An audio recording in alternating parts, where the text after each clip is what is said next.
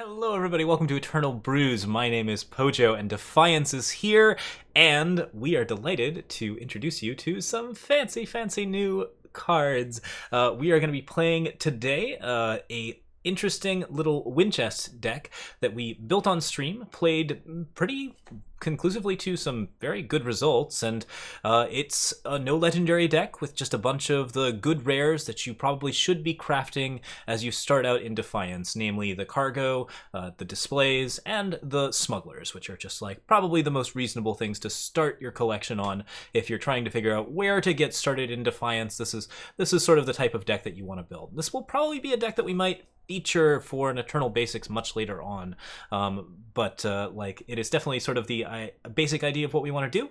So let's go ahead and talk about it. I'm pretty excited about this deck. This is a lot of fun. I really love Rakano warcry decks, and today we're bringing it back a little bit, and we're getting right into Winchester A. Arthur.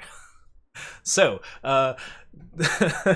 right away, this is a warcry deck. We are playing our standard warcry package. In fact, we're playing all of the best 2-drop warcries that you can have. Crownwatch Paladin, Rakano Outlaw. Oop. I tapped a thing. We're gonna leave that in. That's great. So yeah, Crownwatch Paladin, the Rakano Outlaw, and the Ripknife Assassin, all of which are 2-drops with a particularly useful skill and warcry. Winchest, the Fire, Justice, and Shadow faction, is now the pretty central warcry faction, and we have basically moved a lot of the warcry stuff into it. There's a lot of Shadow warcry that's showing up now, especially like, you used to have stuff like Rooftop Vigilante, which is already here, flying warcry, units wielding weapons are deadly, but like basically like we're seeing a lot of that combined with the combination of a little bit of renown from other particular faction pairings or faction trios, faction shards. Man, I'm gonna get that eventually. Anyways, so what we are doing is we're playing a decent amount of weapons, we're playing a decent amount of warcry stuff, and we're just going pretty straightforward on it. Lots of aggression combined with good weapon synergies and good sort of warcries to make sure that every card that we pull off the top of our deck is stronger than the card that we played down before it. So here's the basic stuff. We got our warcries. Those get everything that we are playing up to big stuff.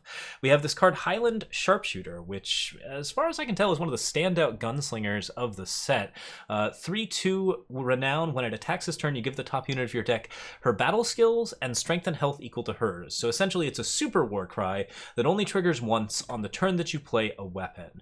We have a lot of different weapons that are aimed at playing on Highland Sharpshooter, as well as other cards in our deck, because they're typically pretty good weapons for pushing across damage. Amongst those, we can give our cards flying and an additional +4/+2. That's a pretty solid warcry. We can give them overwhelm, an additional +5/+2, certainly happy with that. We can give them unblockable, and then we can steal a card off of our opponent's deck, which is always fun. And an additional +4/+2 certainly doesn't hurt. And we can give them Warcry 3 and an additional +6/+5, which... Oh, sorry, no, not +6/+5. We get them Warcry 3 and an additional +9/+8, because the Warcry 3 stacks on top of it, and then the unit also has all of the stats of the Highland Sharpshooter. So as far as like super ultra warcries go, that's a pretty good way to just turn any 1-drop or 2-drop that you pick up into an absolute bomb. If you play a bunch of units on the Highland Sharpshooter all at once, you can get some really ridiculous units. Nothing in the deck currently has charge, but we do keep a Warhelm in the market just so that we can grab some of those big units and then play them out with charge and have a little bit of fun. So that's one of the additions to the deck from Defiance that really helps it out. Highland Sharpshooter is very strong. Hojan Crownbreaker, I believe other people have already discovered the strength of. This 2/1 Empower with +2/+2 and lifesteal is technically a Corendon card, because Corendon is more of the Empower faction. That's Justice, Shadow, and Time. But the Empower ability works out very well in our Rakano-focused stuff, and therefore it is a good Winchest card as well. So Hojan, whenever he gets a weapon, or the first time that he gets a weapon, plays a Justice Sigil from your deck depleted, automatically triggering his Empower, which is a very strong Empower that turns him into a 4/3. So if you Empower, play a weapon on Hojan, you get a 6/5 lifesteal that is beating in for just tons and tons tons of damage, and Hojan gets to do this over and over and over again because that Empower effect is, yeah, it's really, really strong. This card pushes really, really well and is usually your favorite 2-drop to play down early on. He's just a lovely little card and does a lot of good work for our aggro strategy, which is very, very handy if we want to actually keep ahead of the curve. Okay, Rooftop Vigilante gives us a little bit of deadly and a little bit of flying. Nothing too special here. This card is just a little bit evasive and carries weapons pretty well. There's not anything major going on with it. It can be swapped out for other cards if you need to. Now, we are running Winchest Cargo to fix for Fire, Justice, and Shadow. This deck needs some Seek type effects, and being able to pick out some random cards to help out once you have all of your influence together is totally fine. We're certainly happy to get that. This also fixes Justice and Fire influence for our Longbarrels, as well as Shadow influence for our Thieves picks, and there is a deep forged plate in the market, so getting all of that influence together makes it pretty useful. Cargo and Contraband are of course very birds of a feather, but this is a good way to turn extra power into something excellent, and we definitely have a good time with that. We have 2 Display of Ambition. This is a good way to kill big units like Sandstorm Titan that are going to get in your way, give your units a big rally effect, or draw a bunch of your units if you're facing off against hard control. Display of Ambition is very powerful. I'm currently running 2 of them, but you can certainly run more or less depending on what your tuning preferences are. And finally, let's get to the meat of the matter, Red Canyon Smuggler. So this is our 2-3-4-3. We talked about this a little bit when we were talking about market cards previously, but if we take a black market, then we can have a double damage 2-3 that gets cards from the black market on a swap. Now, Red Canyon Smuggler's basic trick, the most simple thing that you can do with it, is it can pick up a Warhelm, immediately put it on itself, and then charge in for 6 points of damage, or if you have a Finest Hour, an additional, like 12 or so. Not terribly bad, certainly. Well, sorry, not 12. Sorry, 6 points or an additional. Yeah, no, it is 12. We ran a 14-hour stream last night, and we're having ourselves, or tonight, we're having ourselves a day, but I'm enjoying myself, and we're going to finish this too. Okay, so Warhelm's pretty cool. We can always grab a Boar because Boar is just a solid way to answer a lot of different scary threats. Relic Matters is a thing in Aurelian right now, and that is something that if you're looking at Primal, Time, and Shadow, you probably are going to want the ability to mass destroy a bunch of attachments if you're in trouble. We run a Factory Quota because players can't gain health tends to be pretty useful against some of the more lifesteal and other focused decks that want to try to stop your aggro. This deck plays 31 units, so it's pretty happy playing a Factory Quota. Inquisitor's Blade functions as an alternate Elder's Feather. You can also use Elder's Feather in this slot. We took one out and put it into the main board and are choosing the Inquisitor's Blade instead because this card, of course, comes back over and over again and also gets Warcries, which is a lot of fun when it happens. Finally, Deep Forged Plate frees our units from Permafrost, gives them Endurance and Overwhelm, and in the case of Red Canyon Smuggler, very frequently turns it into a ridiculous 20 damage behemoth. This card is ridiculous when it has a Deep Forged Plate on it, and there's not really anything else to say about it. If you can take the time to actually put the plate on it, if you're not worried about removal, Red Canyon Smuggler and Deep Forged Plate go together extremely, extremely well. That's it for this deck. It's a very, very straightforward curve. We play units, we put weapons on them, we cast spells to make them better. We use Finest Hour to make all of the big stuff happen. Big stuff will happen. This deck is big and fun and Timmy, and it's also quite powerful. So let's play some games and show it off. See you in a moment.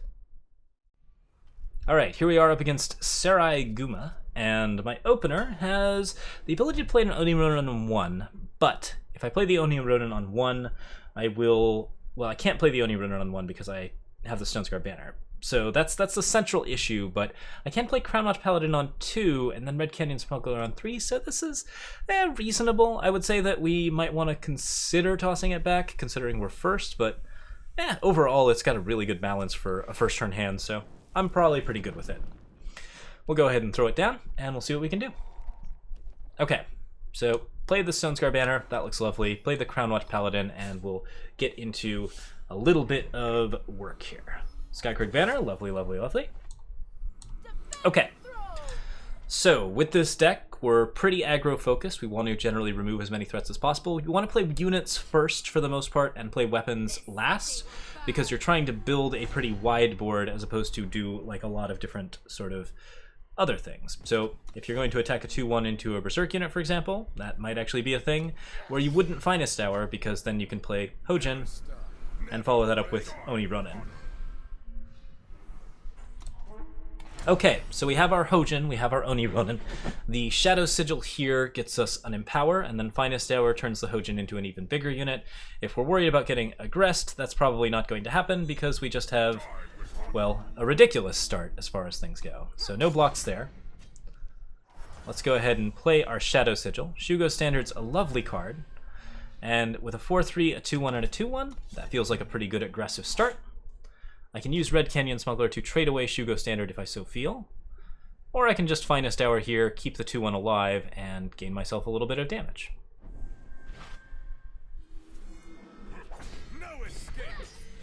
And this looks perfectly comfy to me. I'm going to play Red Canyon Smuggler here, and I'm going to swap the Shugo Standard for... Well, actually, I'm not sure if I'm going to swap the Shugo Standard for anything. We could grab Warhelm, or we could grab Inquisitor's Blade, but I don't have the Justice for that. Factory Quota potentially gets me somewhere, but I think I'm actually okay. I think we'll just play this as a unit and call it good. Normally we want to go into the market and grab some useful things, but I've already got all the useful things I need right here. Shugo Standard is a definite win con if we get our double damage going, and basically 1 power here turns into a world of difference. I can block this 6-4 if I want to. It's really not an unreasonable idea. Considering how close we are to just winning, I think we're okay to just take damage to the face at this point. My opponent has 1 card left. It's a Berserk Oni Ronin. We found another Red Canyon Smuggler, and that's kind of delightful. Let's go ahead and put a Hammer of Might on Hojan here. That'll play a Justice Sigil from our deck depleted, which will get us the ability to trade for Deep Forge Plate in a little bit. Attacking for 7 and doing all of this. Just a ton of damage. I've got the double damage and I've got the 7-6. This is really, really easy counter aggro. Hojan really just makes the counter aggro easy. And with the Shugo tactic, I think we're probably going to win just off the back of the 2-3. So, all looking really, really solid. Let's go ahead and see what the final turn progresses into. A 6-4 and a 2-1 attacking, plus assumably some Berserk. Ornate Katana is going to get a bit more damage, that's another 8. Berserk units are pretty scary. This could turn into a bad situation if he's got enough stuff. But that's only 12 plus 6, 18. And we're at an even 25. So all we gotta do here is attack in, and Shugo tactic the 2-3, and that is lethal. Feels pretty good. Alright, we conquered the Skycrag aggro. Let's see if we can test our metal against something else. This is Golden Lizard. And our opener doesn't have any justice in it, so we gotta toss this one back. Reversed again, that's usually a good thing. I would say that here, yeah, I don't feel too bad about it. We'll probably play the Stonescar banner into the Oni Ronin, and then Winchest Cargo can fetch us whatever we need in terms of power. I have a Display of Ambition here. I don't have a lot of units, and that's a little bit worrying, but I think overall this looks like it's probably something that we can definitely play around with. So we'll give it a shot. Yeah, so leading Stonescar banner is fine, so is playing Winchest Merchant right now, or Winchest Cargo right now. Either one gets us the same amount of power. The question is, do I want double Shadow for anything? I kind of do, but I think we're probably okay to go ahead and see what the next power drop is before we decide where the Winchest Cargo is going to go. Okay, it's a Highland Sharpshooter, and that's really not a bad card at all. If I were to Finest Hour that immediately, I'd get a 6-5 just off the whole setup, which certainly doesn't feel bad. I think I want to get to 3rd power this turn, so we're going to go ahead and play a Winchest. We're going to look for double red, since that's the most common, although I do have a Red Canyon Smuggler, so I could use double green to grab the Inquisitor's Blade. That's a tempting offer. I think we might go for that. We have a mix of everything, so we'll grab the Justice. Okay, next turn we get to play the Highland Sharpshooter. Unfortunately, my opponent has torches. Torches are always a little rough, of course. Display of Ambition feels lovely, but Highland Sharpshooter here should be fine. Now, Red Canyon Smuggler here does some work. I've got 2 options here as far as his power goes. He decided to hold on to some sort of pause. Could be a Finest Hour, not sure what it is yet. I have Display of Ambition, so we've got a couple of options in terms of what we can do depending on what he plays. Coastal Battle Mage is neither here nor there. I'm going to start my turn. Okay, so I've got two options here. One of them is to Finest Hour twice and just swing in with a 9/6. I actually really like this route. We're just going to make the biggest possible Warcry that we can, because I know that my opponent doesn't have any tricks. So that's a 9/8 to whatever's on top of my deck, which is 2 cards worth of stuff that we've spent, but I'm going to get a very big unit, and then with Display of Ambition, I'm going to be able to bring that card back later on. So I think I'm pretty comfy with that idea. Also, we just got a pile of damage in, so that feels pretty strong. Go ahead and take a Crest. I do like the Fire Sigil. That's not a bad trade. It'll mean that I don't draw my bigger thing until a little bit later. But I could then Red Canyon Smuggler for like a Deep Forge plate. Yeah, let's do it. Red Canyon Smuggler. Grab the Rooftop Vigilante and take a Deep Forge plate instead. And we'll attack for 3. So I've got something with a +9/+6 on top of my deck. My opponent's got the Finest Hour. We're not surprised to see that. This deck looks like it's a pretty aggressive blitz deck. Poor Highland Sharpshooter is in the void, but I can always Display of Ambition it back.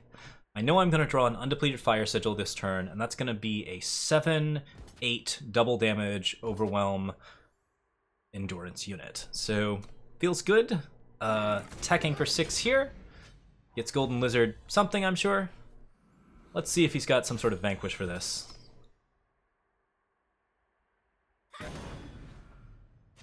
It's good.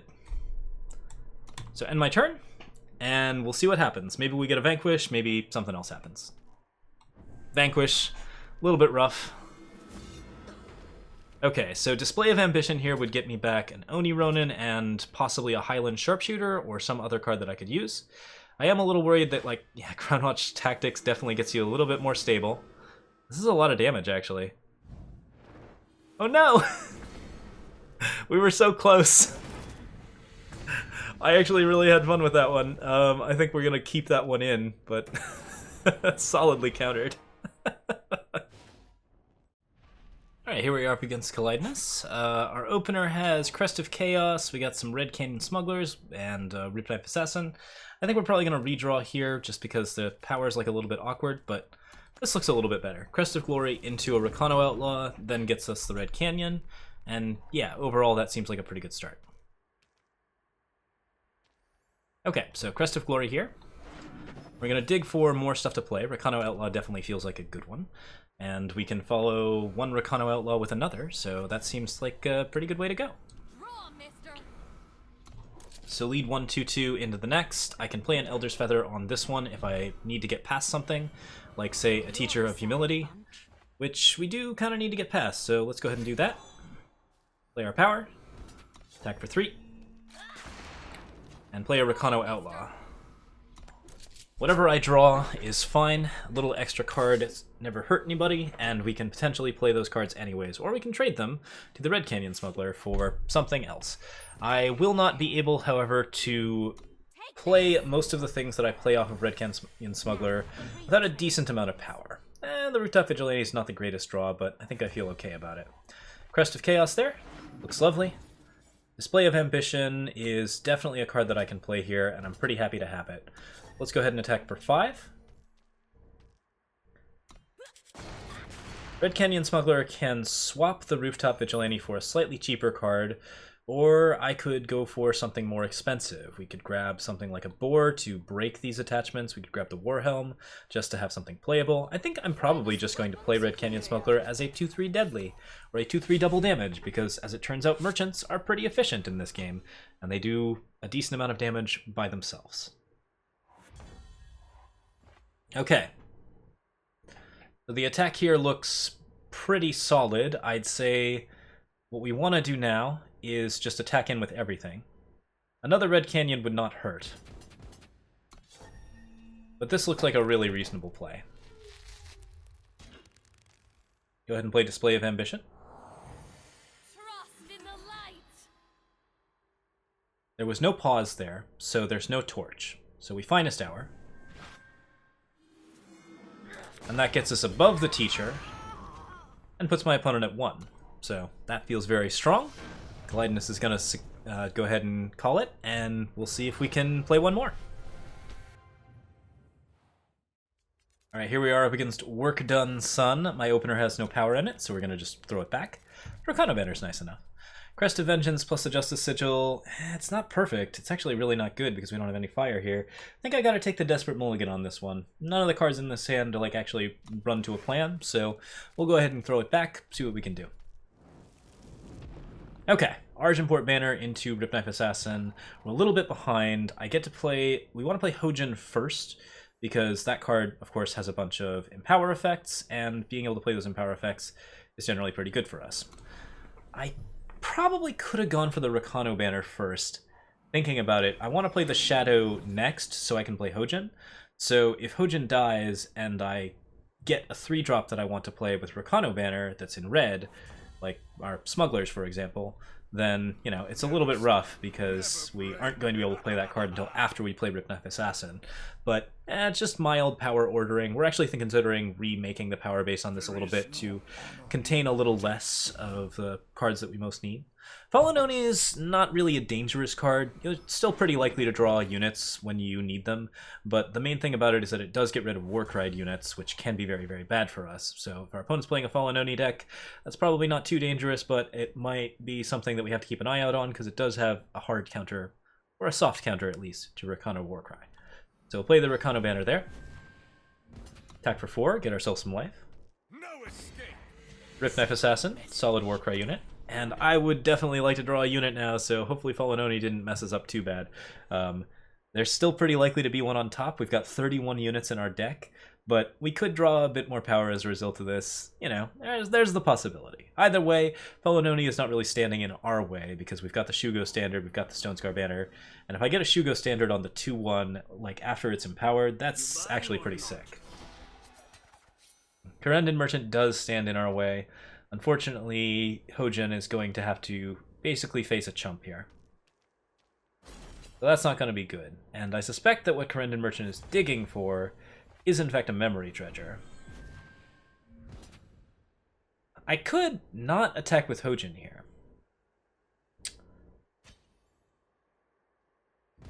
Thinking about it, I quite like that. Like, we don't need to risk Hojan here when I have a Shugo standard to play on him next turn.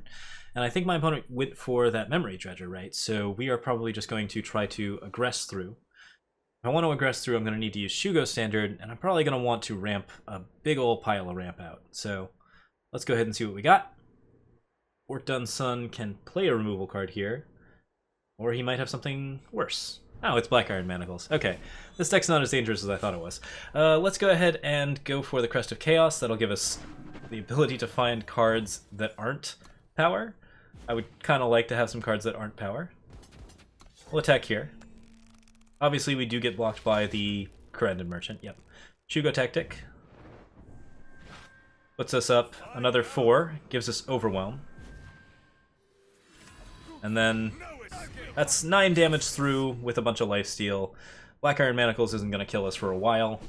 And we're still getting Warcries off of our Ripknife Assassin, which will hopefully lead into something good.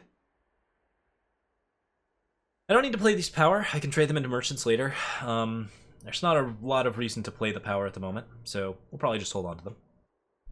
Maybe my opponent will throw a couple of sabotages at them if I hold them, so we'll see. Corendon Merchant number 2 can grab Solitude, it can grab more Fallen Onis, it can grab Memory Dredger, which would be pretty awful. There are some options. We'll see exactly what ends up happening.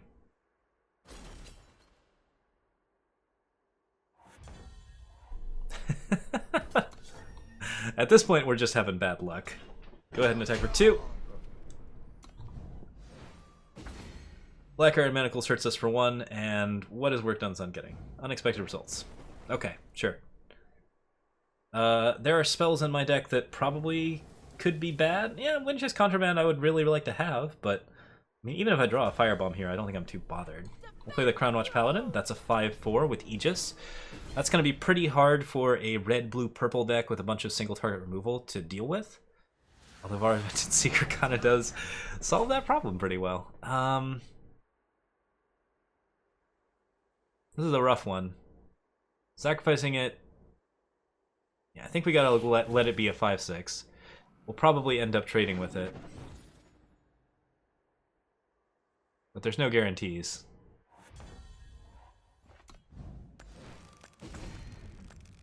Well, that was unfortunate. Okay. So my opponent's got the 5/6. You cannot awaken from this. Aramont does not have charge because I already have units.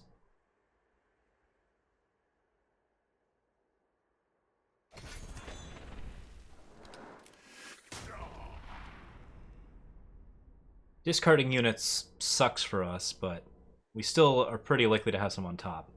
Let's go ahead and attack for 7 here. Yeah, Vara's going to trade with us. My opponent's going to try to keep us off of units with Aramont, which may work, but... There is no honor in death. Fallen Oni. Aramont. Ooh, we get a Nightfall draw, that's good. Immediately discarded a Ripknife Assassin. Yeah. That whole Fallen Oni thing, like, units are still pretty likely to be stacked on top of each other. Randomness is randomness, so that's usually not going to work, but always a little bit worrying. Okay, so we're going to take a little damage here. That's not a big deal. Finest Hour gets us a Justice Sigil, which I don't believe counts as a card draw. Black Iron Manacles isn't the end of the world. It's not even actually a big problem. Dream Snatcher, that's a little dangerous. That could get us into some trouble. Especially with Highland Shapeshifter getting discarded. Okay. So not super happy about that. Hey, we got a Longbarrel. That's really useful. So that on top of Hojan allows us to play Piercing Shot.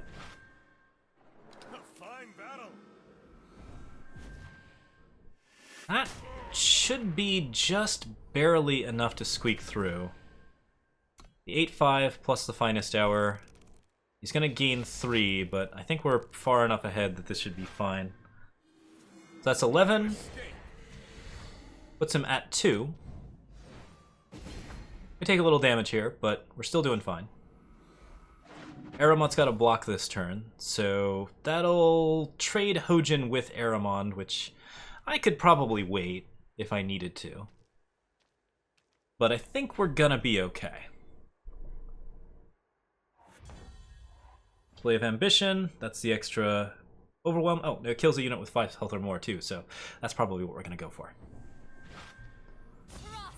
Those flexible displays. No escape. Alright. That was a really good last round, and I think we're going to call it there. I don't have a post-mortem for you on this one. We haven't had time to make any alternate deck lists, but thank you guys so much for watching. I had a really fun time. We're going to edit this one together real quick. We'll be back streaming tomorrow, Friday. I should be basically just playing on Twitch the whole night, so feel free to stop by and say hi.